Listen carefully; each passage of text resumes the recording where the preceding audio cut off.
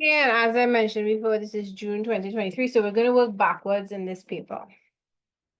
We're doing question 4 first, then 3, then 2, then 1, right? Okay, so let's look at the question. This is the question on regional integration. And they have a subtopic here, threats and solutions. Write an essay on the topic above. In your essay, define the term globalization. Explain how any two of the following can hinder Caribbean regional development, whether it's insularity, multinational corporations, differences in stages of growth and development.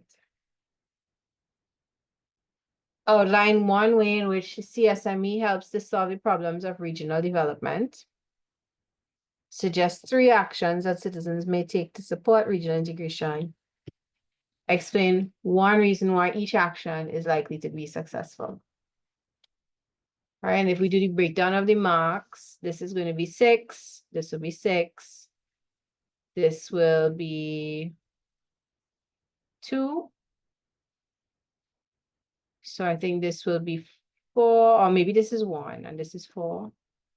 It's the same breakdown as the other question. So let me just scroll up here. Right, so 6 and 6, 2, 2, 2. Right?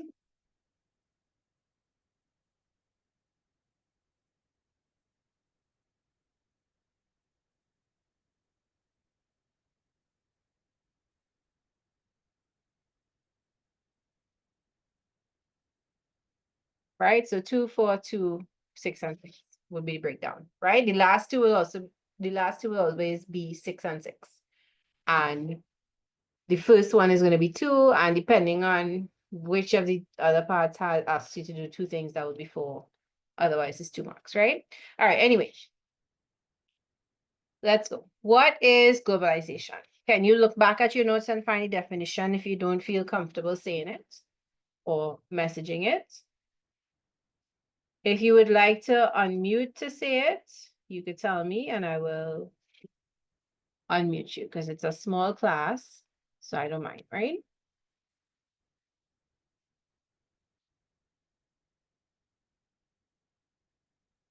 All right, so I've changed the settings so you can unmute yourself if you'd like to say, what is globalization?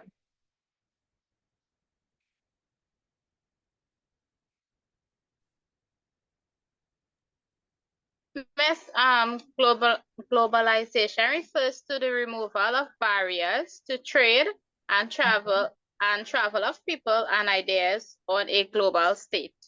Right. Okay, great. Perfect, right? So it's not that we live in a specific country anymore. It's that we live on a globe.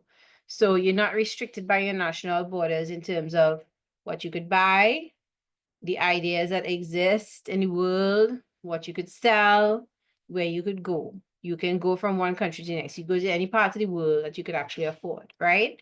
So globalization is the removal of barriers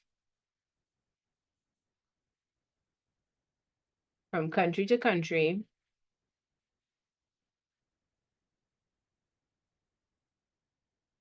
for things such as travel, ideas, buying and selling,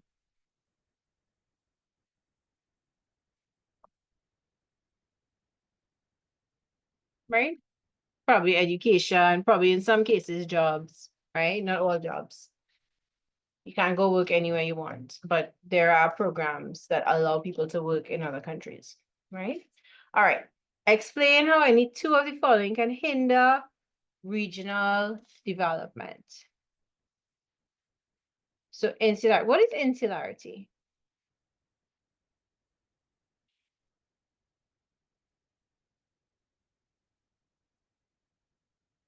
All right, so insularity would be like the opposite of globalization, right? So it would be like the closing off or the closing of borders, right? It would be preserving barriers to trade and movement.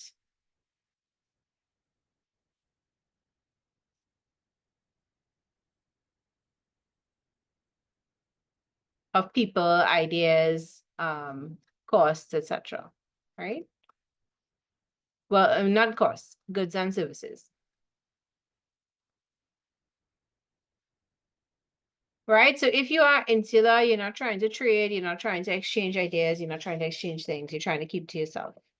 All right, in terms of how it keeps things, how it hampers development. Okay, so Michaela is saying it limits resources and it results in higher costs. Yes. Right? So it results in higher costs and less resources since no imports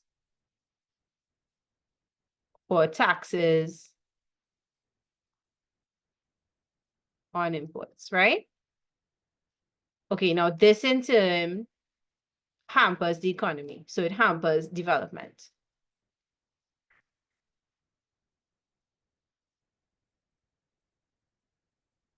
You have to put back in there, it hampers development, right? But the type of development we're talking about with this example is economic development. Okay, everybody understands? It's kind of a long explanation. I don't think for the mark you have to put in what the thing is. You don't have to put in a definition, but I'm putting it because we're doing revision, right? But okay, so we understand how it can result in higher costs if sometimes it's cheaper to buy something that is made in another place than it is to buy something that is made locally because the other place can make it in bulk and they have a lower cost of raw materials. And even when they export it to you, the price is still cheaper than if you try to make it yourself, right? Okay, let's see. The next one here is multinational corporations. Can anyone think of an example of a multinational corporation?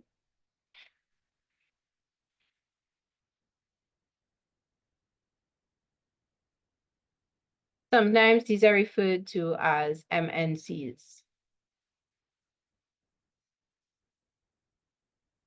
Right, and it's just what the name says. It's a business that has locations in many different nations. Miss, with the multinational corporations, it can hinder Caribbean development by the smaller businesses will have a lot of competition, whereas it will be hard to sell products and so forth. Right, yeah. All right, so it hinders slash threatens small businesses.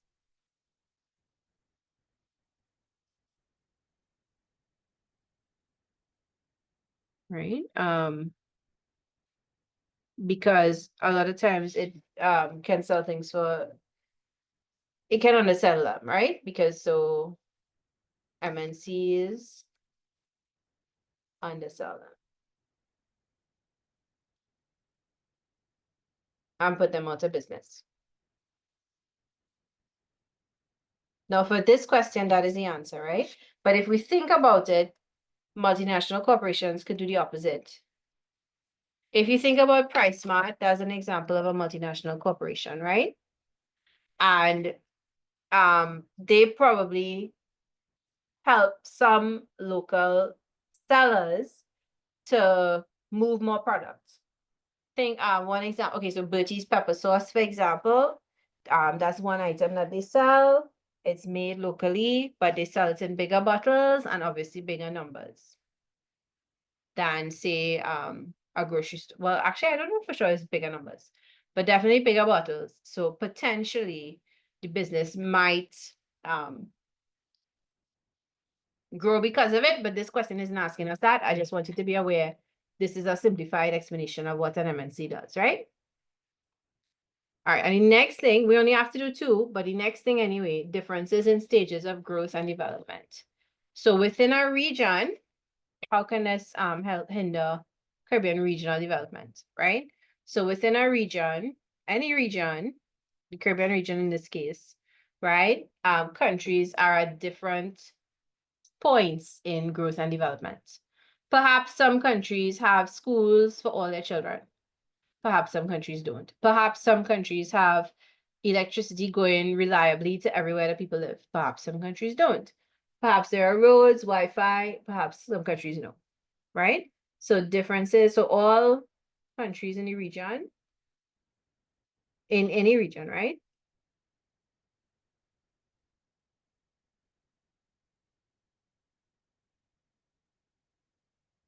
Are at different stages of growth and development, right? We could imagine that countries are trying to get to a point where development, everybody has access to all the resources they need, everybody's employed. It's a theoretical point, we might never get there, but that's the idea, right? We're using our natural resources to have industries to improve people's quality of life, give them jobs, etc. Okay, so all countries in the region are at different stages here. And how is this a hindrance? Well, how is it a hindrance? Think about it. What's the problem this could lead to?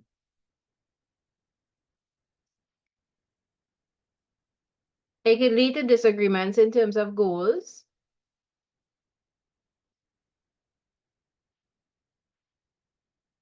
Right? Because maybe one country's goal is to extract, to build a refinery to extract and refine the whatever natural resource they have. Whereas another country might, the goal might be to become self-sufficient with via local foods or to reduce their export bills. So there could be a disagreement in goals. There might be an inability of some to meet the development, again, goal or protocol that is laid out. Right? So the regional development will be uneven. Some places it might go faster, some places it might go slower. Right? So RD is Miss, not the this could same. cause dualism within the region. Yeah, meaning that some countries move faster and get a higher standard of living and others go the opposite way. Yes, Miss. Two separate different economies. One was more machinery and equipment driven, and the other one way more sustainable living. So it creates a difference in the balance in between Yeah, the yeah, country. definitely. Yeah, yeah. I mean, once upon a time, we might have thought everybody might have believed and accepted that more machinery was better. Like if your economy is industrialized, that's better. Now maybe we have more questions about um environmental wise. Perhaps it's better if we go towards a sustainable goal, right? But people definitely will move at different paces.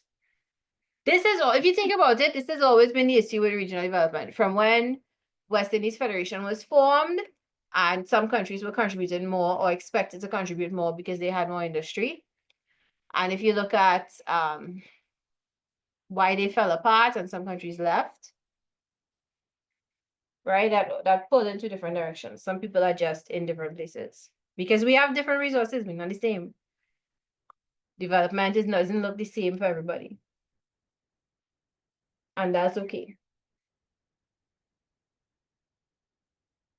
All right, I'm gonna pause here for a minute because I have to clear away everything before we go to the next question, right? Paper one and paper three on the same day. Really? Yes, Miss. I have paper one as the 27th and paper two as the 12th. Paper one and paper three are on the same day.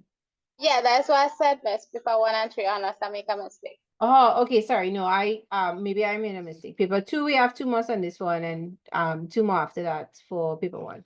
If y'all want to start paper one, do some more paper one before, rather than just the last 2 Sundays, we could do that. We could start today, we'll probably finish this one early.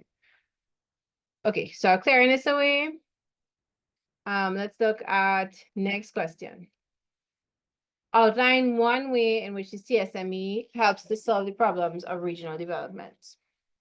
Now, all of the organizations had the same general approaches to trying to solve the problems of regional development, right?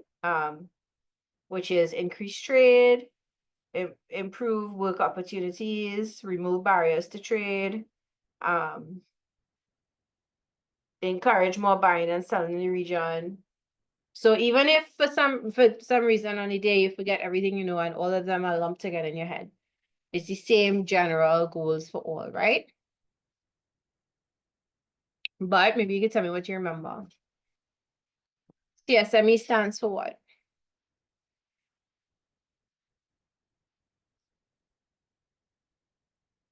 Caribbean. C is always Caribbean, right?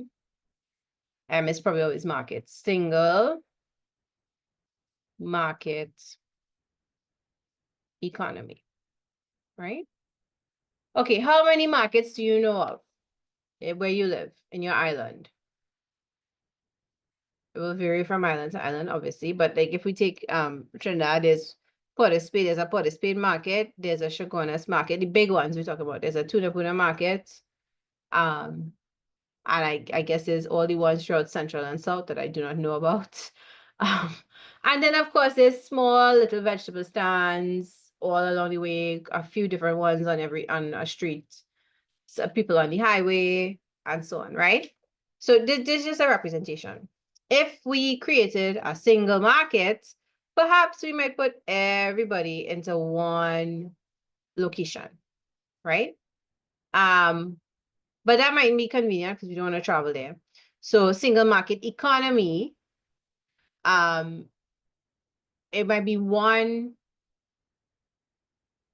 big imagined market space. So even if you buy from people on your street, it's like you're buying from the same supplier, kind of. You could be buying from the same suppliers if you went to Chaguanas market.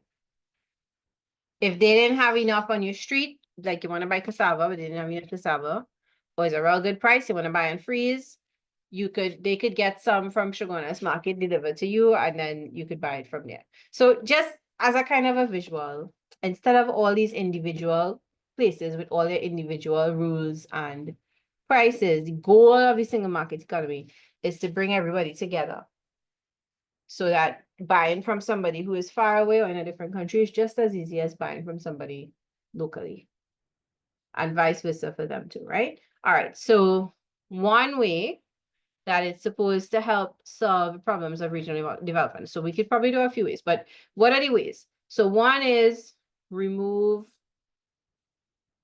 obstacles,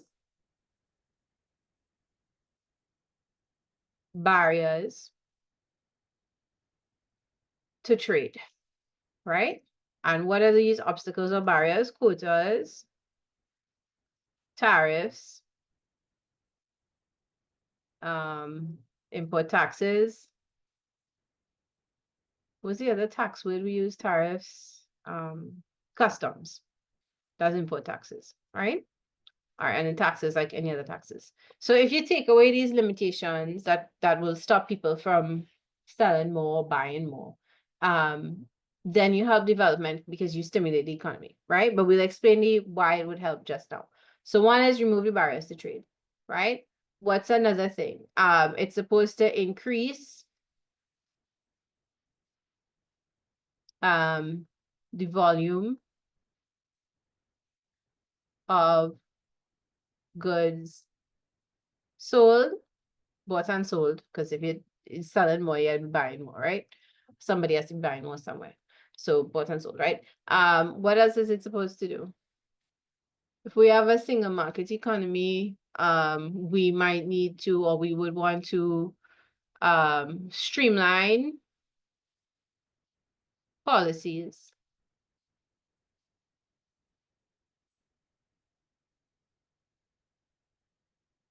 for businesses who are buying and selling, right? In other places.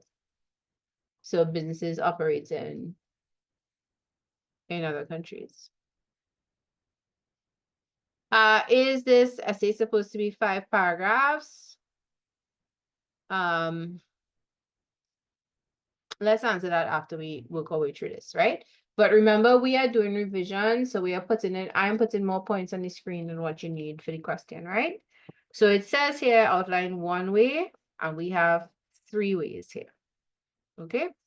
All right, so part of the outline means explaining why this would help solve the problems of regional development, right? So all of these solve in sort of the same way. So this means that, so this measure, whichever measure you choose, it means that a regional business somewhere or regional businesses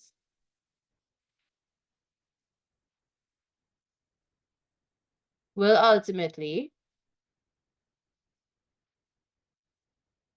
do more business, make more profit, hopefully, right? Because you can do more business and make less profit, but we don't want that if you're operating at a loss. But they'll ultimately do more business and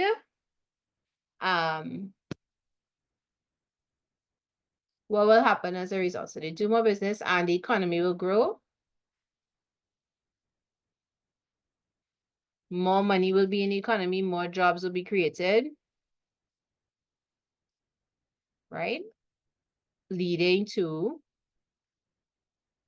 regional development, which I'm going to write shorthand as REGDEB, right? But that is regional development.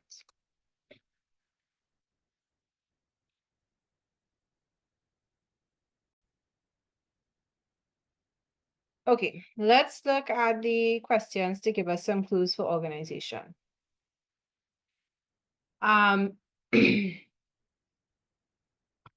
Do you think that the first thing could be a paragraph by itself? Yes or no? Define the term globalization. Is that a paragraph by itself?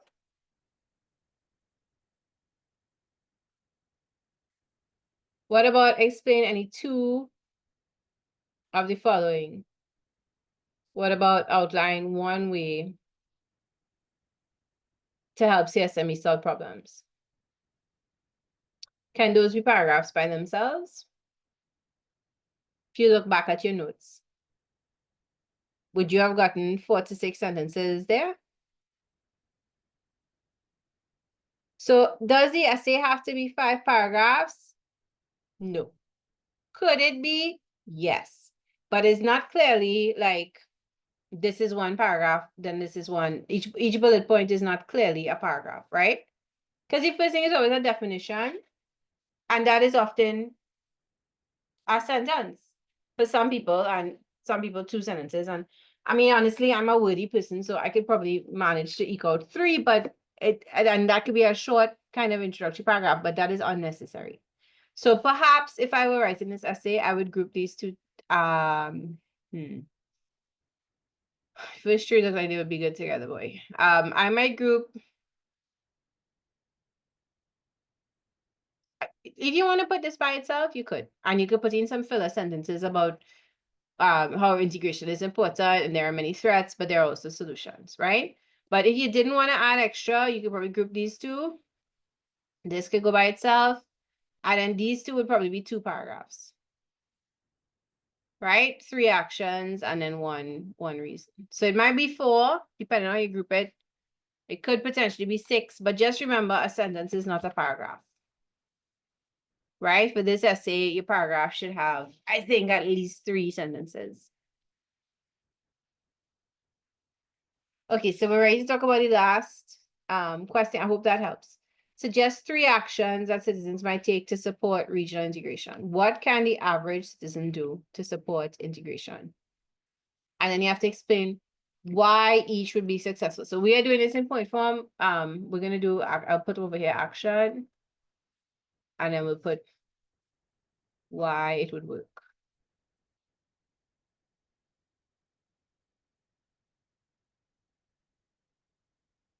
Okay, so you are a citizen. What can you do to support regional integration?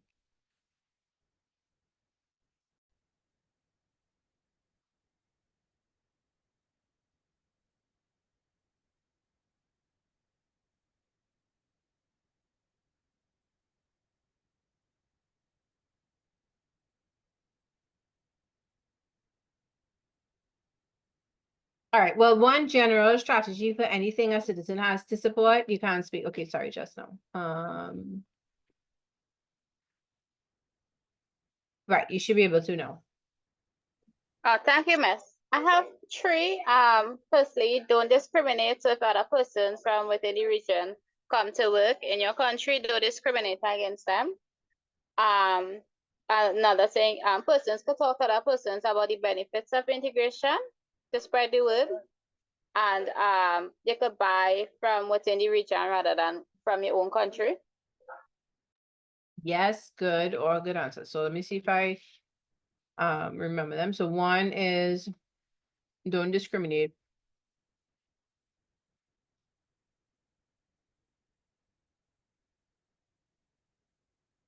Against others from within the region. All right. Next one is talk to others about it.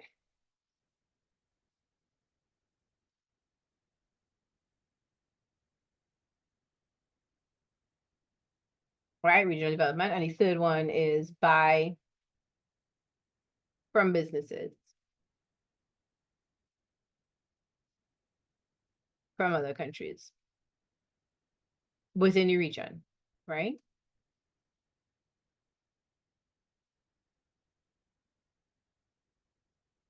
Okay, any others? Anybody wants, oh, travel within the region. Okay, yes, this is a good one, McKellar.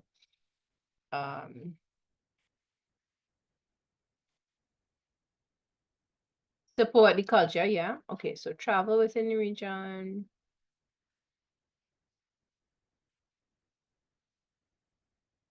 Support regional culture.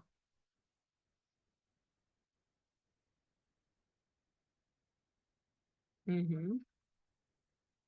mean, attending cultural events, it might mean saying positive things about them. What else? Anything else?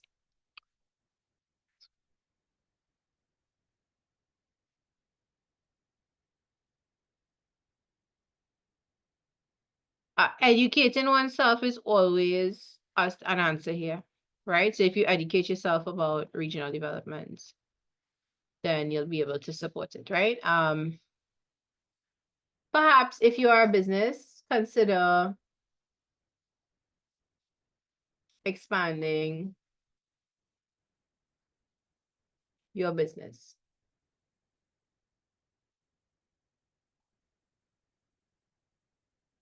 to other countries, any region, obviously, right?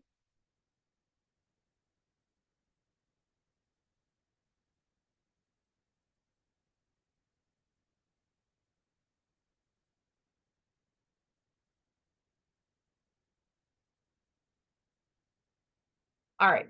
Now, how do these methods support? Why would they be likely to be successful? All right, so for a number of reasons, right? So for this one, encourage, don't discriminate, even travel, even support regional culture.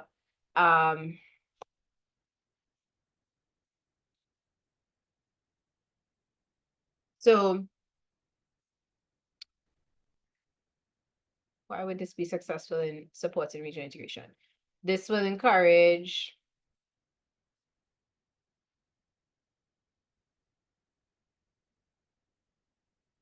others to live, work, go to school in another part of the region,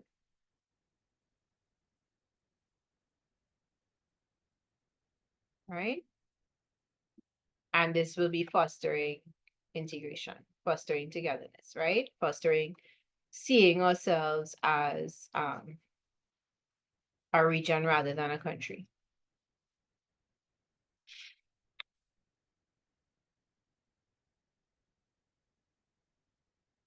Everybody can make up my handwriting. I know there are some parts here that are a bit terrible. Okay. Let's think, what else we have? Buy from businesses from other regional countries. Consider expanding your business to other countries in the region. So I feel like this explanation would work for this one and also 4 and 5. Here and here, right? Buying from businesses from other regional countries would work because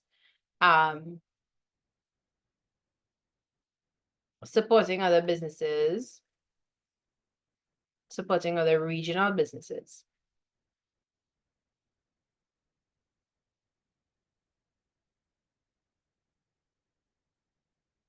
Leads to integration, right? It's as though we have one market.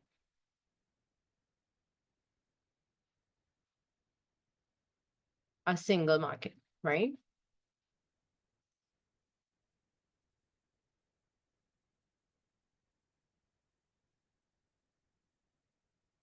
Okay, what about talking to others about regional development, educating oneself? So here we could further the goals of regional integration. So if you know what to do, if people know what it is and how to support,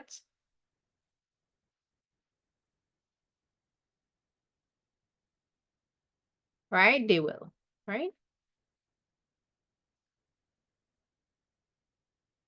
Any other ideas? Feel free to mention.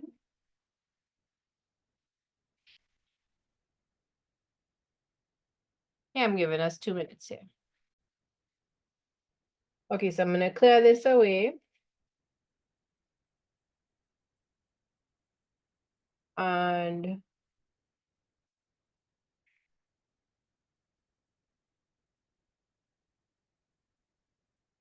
number 3. Okay, so we're going backwards, right? Or maybe we should let's do number 1. Sorry. That way we'll get through it faster and we can take a break, right? All right, so what is the term extended family? Let me make sure you all could speak.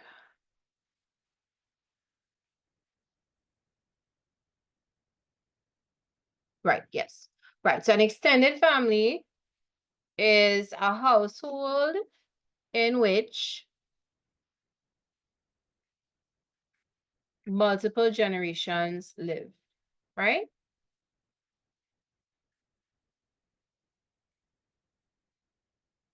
It has to be more than one generation. No, no, no, my bad. It has to be more than 2, right? Because it has to be parents and children, and then another generation too, right? So the extended family. It is not a sibling household.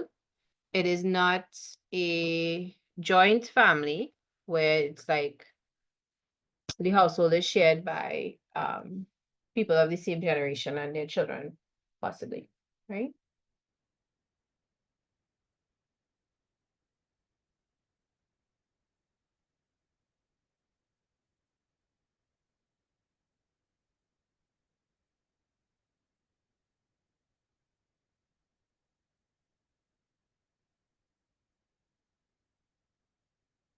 Okay. 2 ethnic groups found in the Caribbean.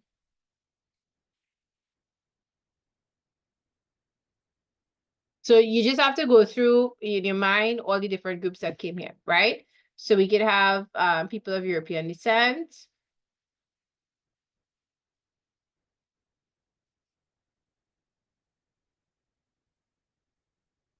And I look at that, I left out the original group, which is indigenous peoples, right?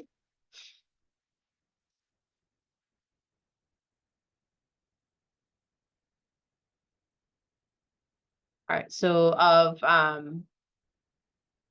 African descent or Afro-Caribbean, um, East Indian descent or Indo-Caribbean, Chinese Caribbean,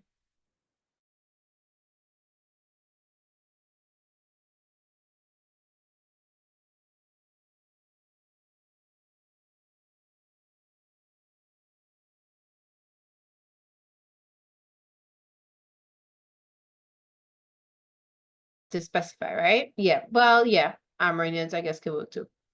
Okay, 2 reasons for cultural diversity in the Caribbean region. We answered this last week, didn't we? So we said colonization, slavery, indentureship, migration.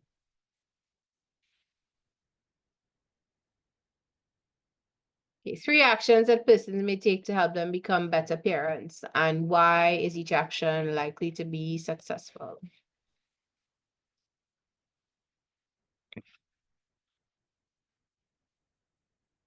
What do people do in order to prepare to be parents? Think about that.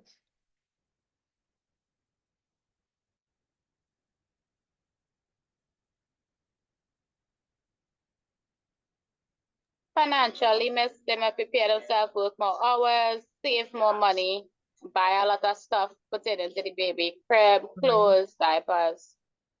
Yeah. All right, so that takes care of financial things. What other types of preparation parents have to do?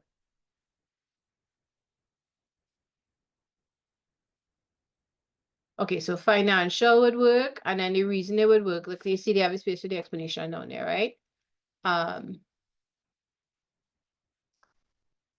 we have to explain what that means, like Kanisha did, right? So work more, save more, right? So they will have what baby needs. It will reduce stress.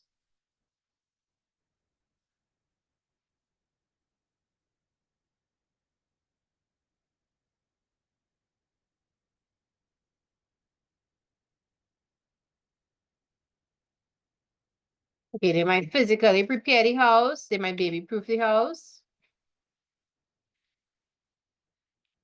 Right, they could take parenting classes.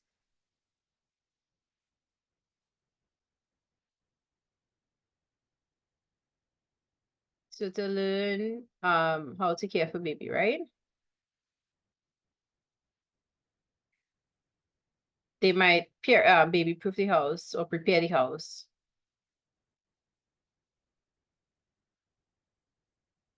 Right, to keep That's baby the safe. emotional readiness, like preparing yourself how to deal with challenges, how to ask for help, going to therapy to manage your Yeah. stress. Mm-hmm. Emotional preparation. All right, so therapy, counseling, planning, um,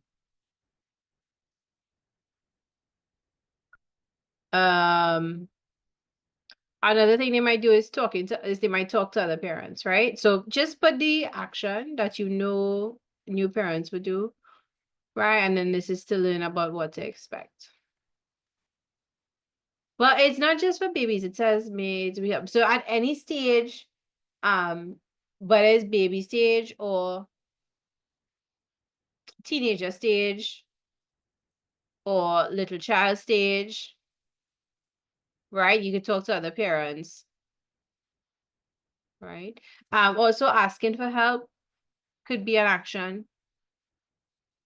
right? So to get what they need for their child, whether that is food, whether that is internet, whether that is time, babysitting time from a grandparent, so that you know you don't go crazy, whatever it is.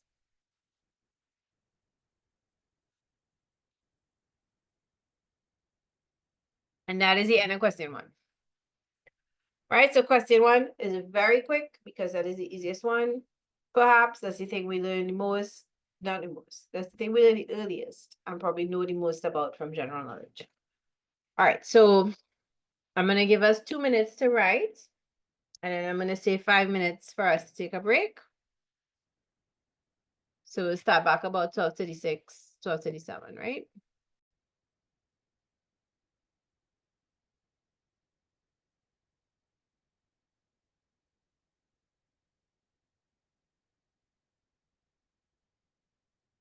All right, so question 2 is going to be on the government, or else it will be on groups and institutions, right? So this time it looks like a little bit of institutions and government.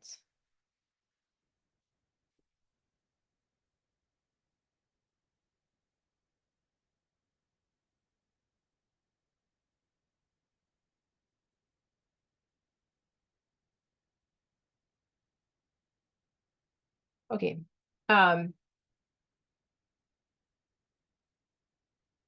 Economic institutions, political institutions, they want you to give an example of each type. So what is an example of an economic institution?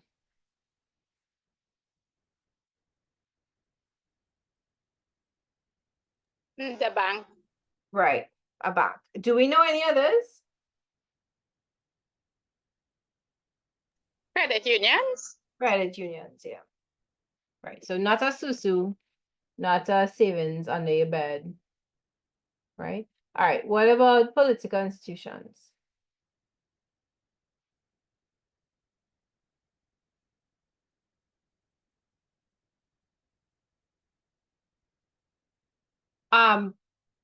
Besides banks, okay, so just banks, they only want one, right? But bank, credit union,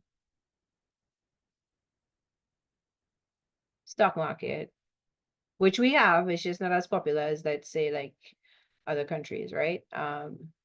Bond market, those also. All right, political. What are political institutions? The most obvious example is the government, right? But that's actually one arm of the government, because the government is made up of three parts, right? So we could actually say judiciary, we could say executive, or the executive arm of the government, we could say legislative arm of the government, if we had to do more than one, right?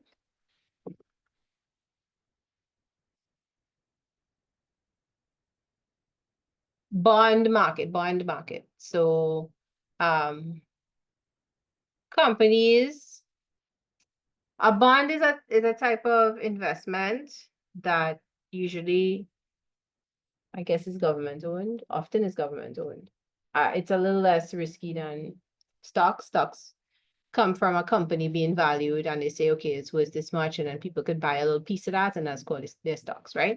The bond is something that's created, like when people take out loans on a house, for a house, they take out a loan from the bank, and then a bigger company buys up those loans. So then when you pay back, you don't pay back the bank, you pay back the bigger company, and those become bonds. Right? But a bond is similar to a stock in terms of it's something that you could invest in, a little less risky. Okay. Everybody is okay with A?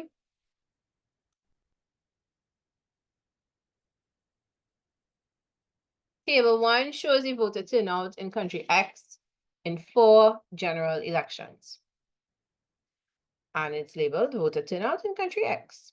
The year 2021, 37.8% of the population came out. 2016, 46.4% came out. 2011, 53.2% came out. 2007, 60.4% came out. So even though the numbers get bigger as you go down, what you realize is we got to read it the other way if you're reading it chronologically, right? So 07, then 11, then 16, and 21. So what has been happening to the voter turnout over time? It was 60.4% some years ago, and then it went to 53.2, and then to 46.4, and then 37.8. So what is happening as time goes by? A decrease in voter turnout. Right. Right, two statements that describe the trend shown in the table.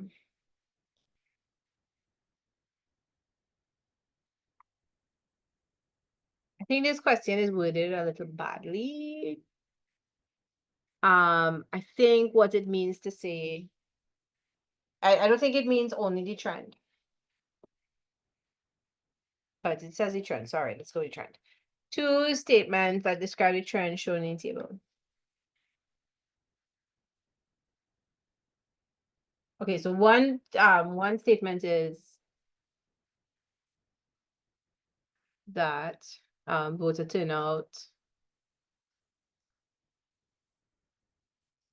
has decreased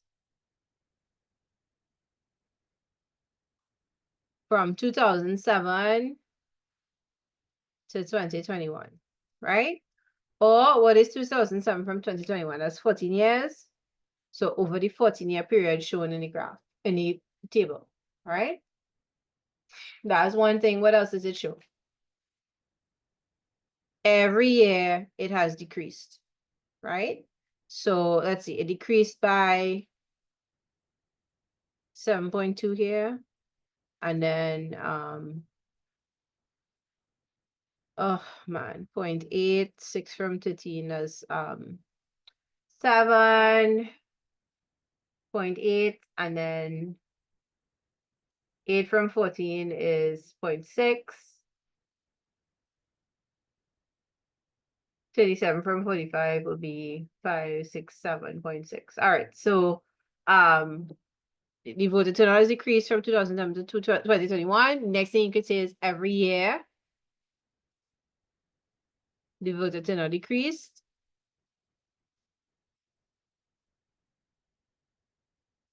Not every year, sorry, every 5 years.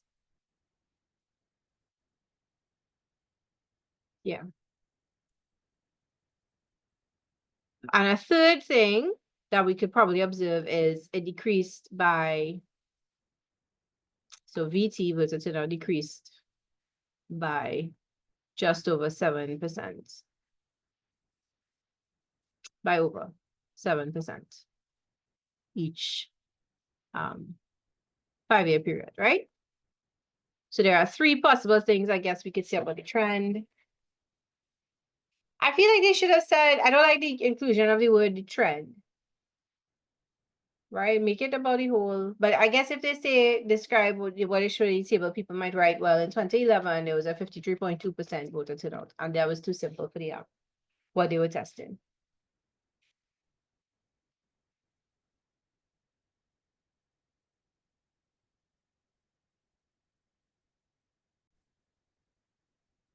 All right. So maybe they did not know candidates.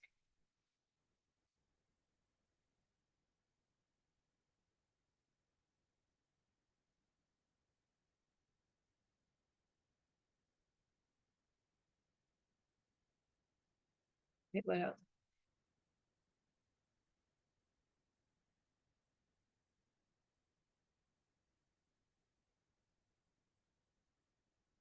We probably cannot say things like nobody has it. Just saying. We can't say things like there was a rainstorm that prevented people from getting to the polls, or and we probably cannot say things like they didn't get their voter card, their their card to go to the poll with. All right, so they could have been apathetic, meaning that they did not care about the outcome.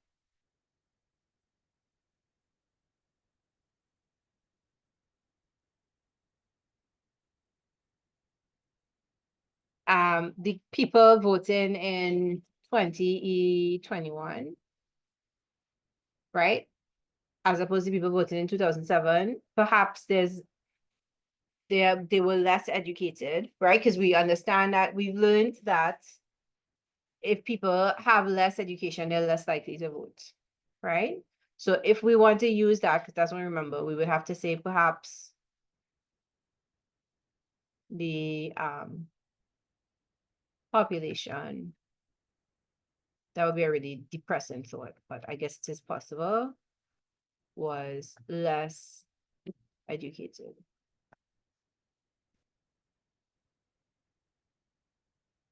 than in 2007, right? What else? They might have not cared about the policies, right? So maybe they did not see any of the policies, any of the proposed policies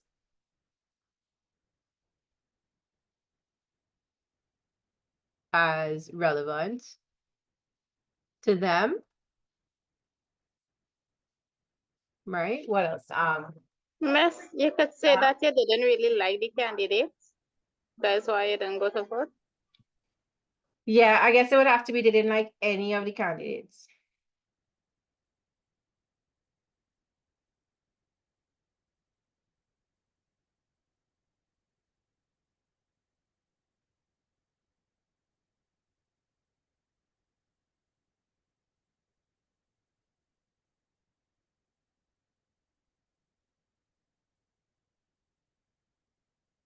This is plenty. If anybody has anything else occurring to them they want to ask, you could say.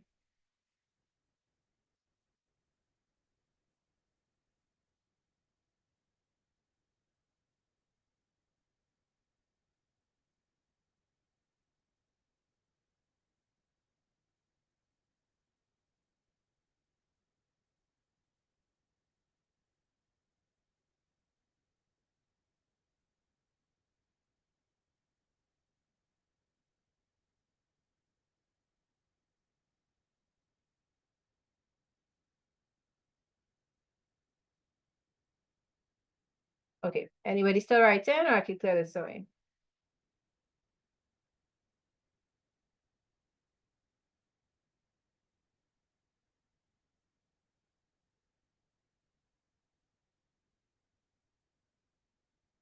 Clear it away, right?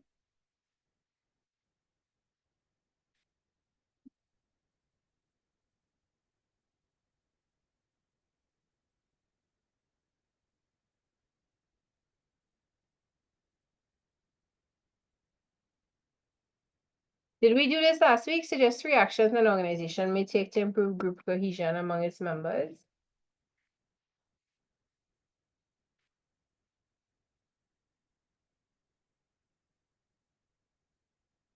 You all remember this one? And it was things like the leader could improve group cohesion, communication could improve it, team activities. Yeah, okay, yes, another reason they could not have wanted to vote is because they were disappointed with the last outcome and results in the past, yeah. All right, so we don't need to do back C, right? Everybody remembers the answer for this? Okay. So now we are on to sustainable development.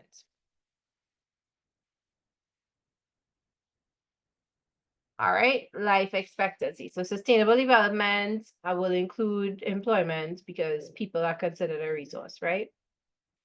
This is physical resources, people resources, and sustainable development.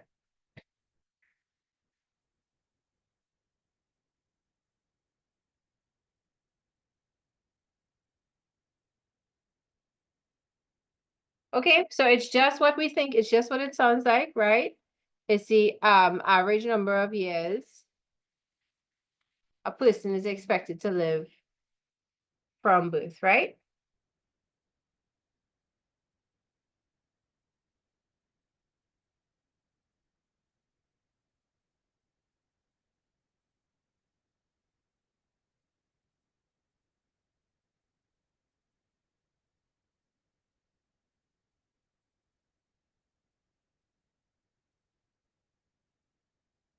All right, I want you all to think about the second one. A reason for declining death rates in the Caribbean.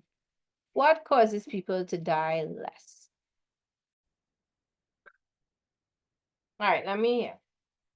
What do you think? You could unmute yourself and say, is a reason or are reasons why death rate is dropping in the Caribbean?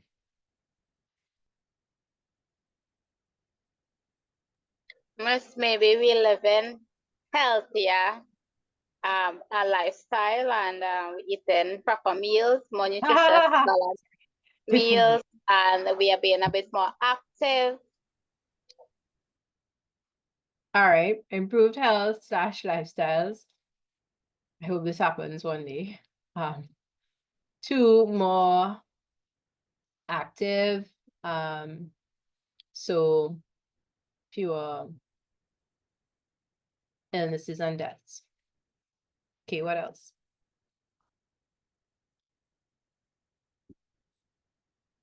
It could mean Maybe we have medication. better access to life-saving treatment medications. Yes, okay, yes. So you and Maya are saying the same thing, better healthcare.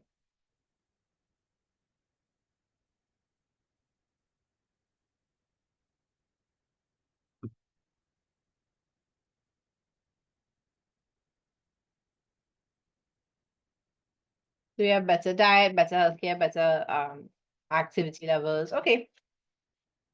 State two factors that are needed to determine the rate of natural increase of a population. So what numbers do you need to know, or what information do you have to calculate if the population is growing and by how much?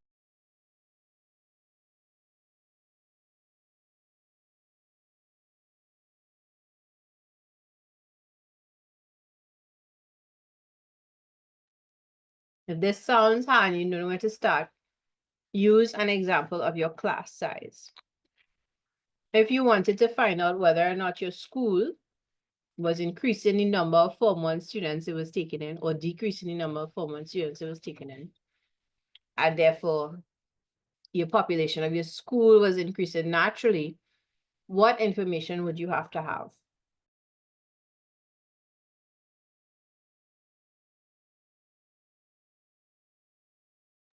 The ages of the students.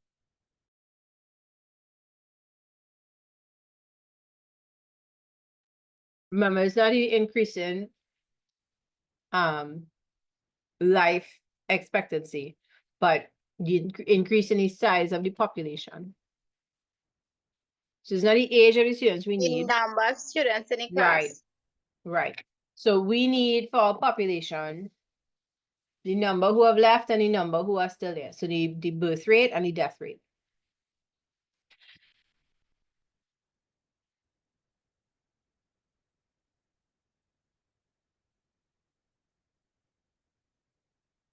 And you might get away with if you say for multiple years. Right? Because you can't tell if there's an increase unless you have something to compare it to from the previous year.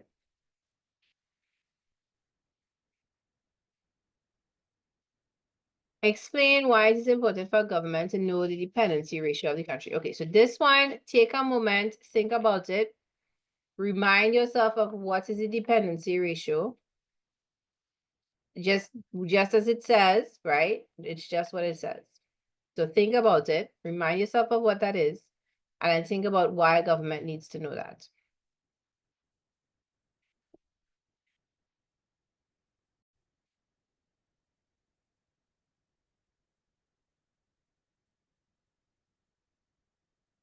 All right, so let me remind us of what the dependency ratio is.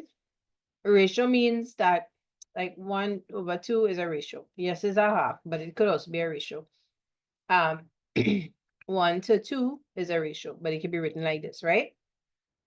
So if every one person of something, 2 people of something else. Perhaps for every one boy born, there's 2 girls born. That might give you a gender ratio. So the dependency ratio is the number of dependents. And this would be children who cannot work, elderly who cannot work, others who might be of working age but cannot care for themselves, to number of working adults. All right, so why would a government needs to have an idea of this?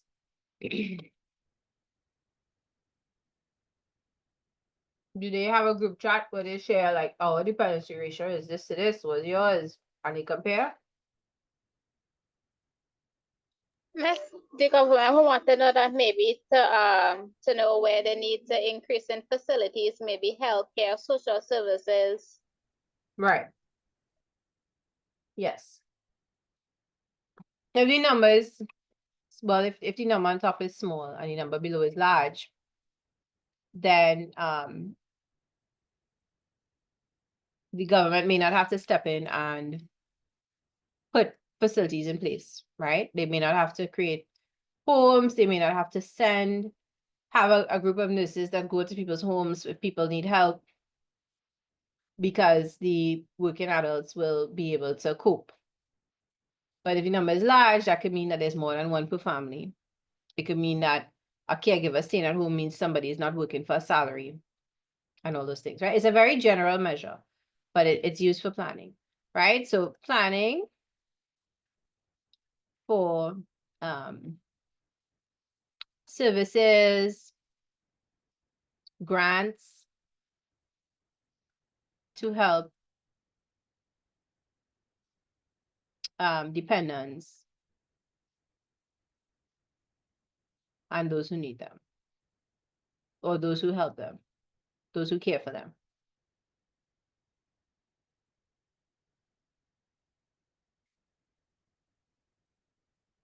Don't leave any blanks in your paper, right, guys? So don't think to yourself, oh, I'm not sure what dependency ratio is, so I'm not going to try. You may not get 2 marks, but you'll probably get 1. And some of you would have gotten the 2 if you had just tried, even though you didn't think you could.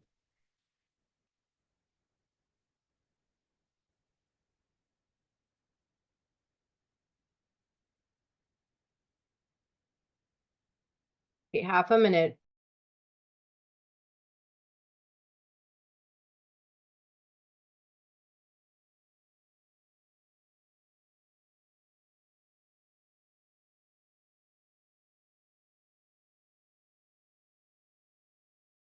Right, we can clear this away.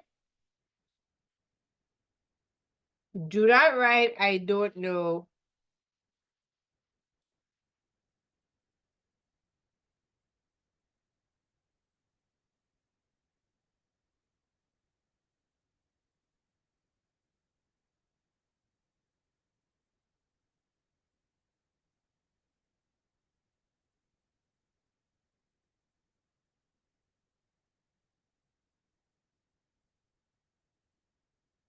Guys, I really feel like young people have a crisis of confidence, which I realize that my generation gave to you, right? And I apologize for that.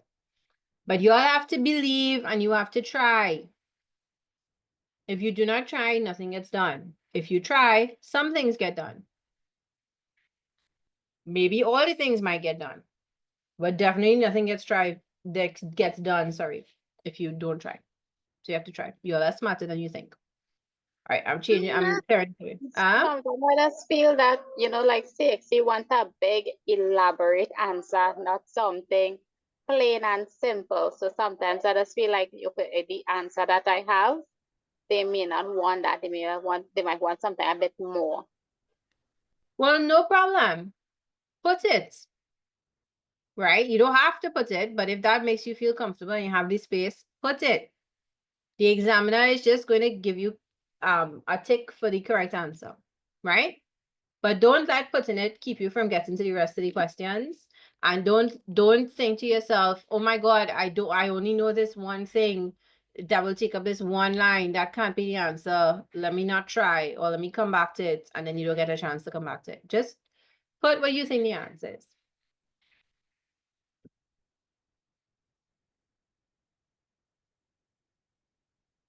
You sort of have to judge that, okay, it's 2 marks. Have I said 2 things?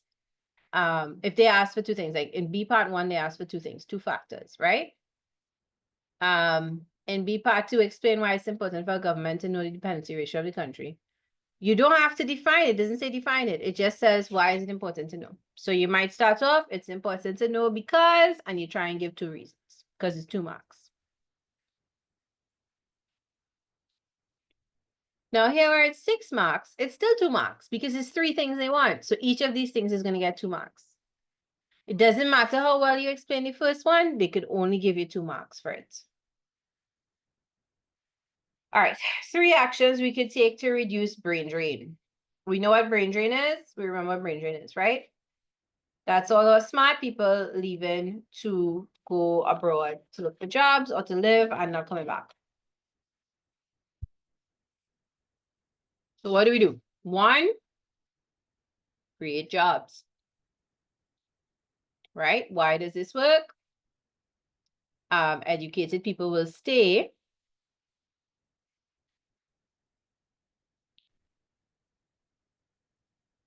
and work here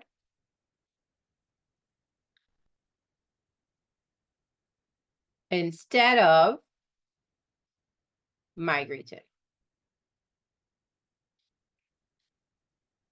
Okay. Thoughts? Why? How else do we prevent brain drain or reduce brain drain? Let's I help know develop the country, like where again. they will help develop the country, like certain aspects, maybe technology, that kind of way. where the educated, the smart people will look for works in those areas, so they won't have to leave the country, go elsewhere to get work in the profession, make All the right, so profession in the country. you are saying technology, that's a good word to say. You could also say infrastructure, right? So improve infrastructure technology. So how does this work? Educated people could create their own sort of business niche place for their opportunity, right? They have the resources. If you don't have the flour and etc., you can't bake a cake. So if you give them the ingredients, they will have the resources to employ themselves. All right. What else? We need one more. Miss, I was now gonna say the government can help entrepreneurs, maybe like themselves, to start up a business where they will create their own, but I know you now said that in two, but I thought that would have been like a separate idea. Well, then go back to the first idea about technology. Well, how does the technology help them? Well, Help if us to the keep them. government invest in technology, like maybe workforce in certain businesses or places where they will be hiring persons in that field where they wouldn't have the range and these people go and get work. So they work within the country rather than having to leave the country. And that's not the same as creating jobs. Yeah, I was thinking like for entrepreneur, like okay, if someone is good in IT, they can start up their own business, an IT business, and the government could support them so they wouldn't end up leaving the country.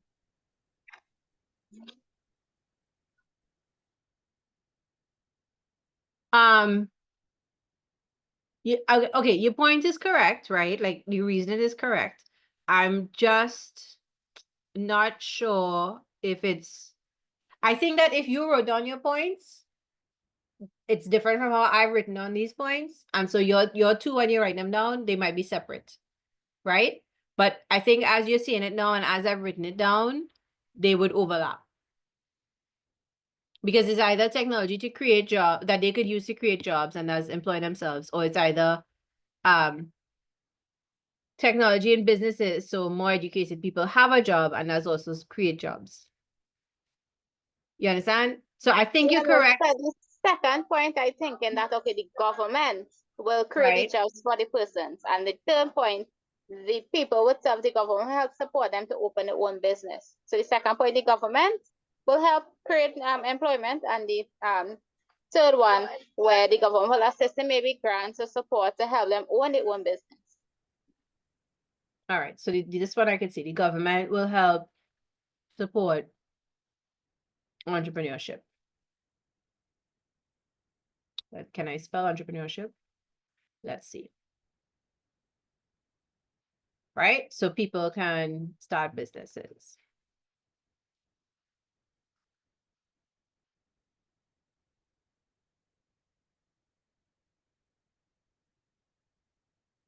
Okay. Another thing that we should think of is regional employment, right? So a fourth thing could be help people find jobs, help qualified people match with jobs in the region. So you have an engineer, they sit in here doing nothing because there's no job opportunity for them. Perhaps in another country, in the Caribbean, they need an engineer. So government should put things in place to help the person find a job and then also be able to access the job, do the paperwork, get the work permit. So they don't leave the region. Right, proper wages. Okay, yes. So competitive wages, this one is hard, but we're living in a theoretical world here, so sure. This is Maya's point, right? If governments paid competitive wages, proper wages, people might not leave to try to get more money.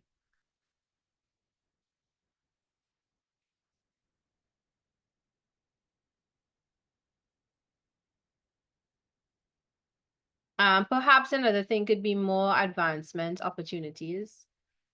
It's going to be 6, right?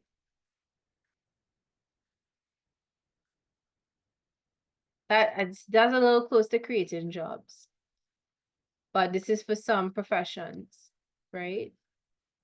So if you have a degree in a field, perhaps because the field is not so developed in the country you're in, you might turn to a lesser degree, a lesser job. So like unemployment. You have a PhD, but you become a teacher, or you have a degree in IT, but you end up selling computers. So if within professions, governments created more professional spaces for people to use these advanced degrees, then they wouldn't want to leave. All right, now we have to talk about why they would be successful. I know it's 1:13, I'm seeing the time. And the general reason is people would find uses for their skills.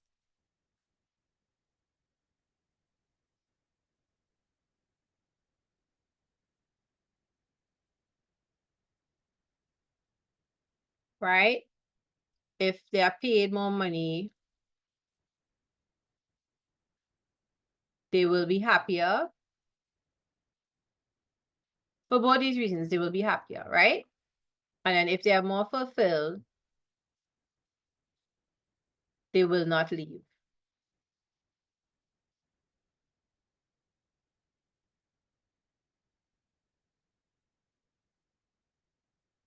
Right? They will stay here and work, stay here in a living, stay here with their family.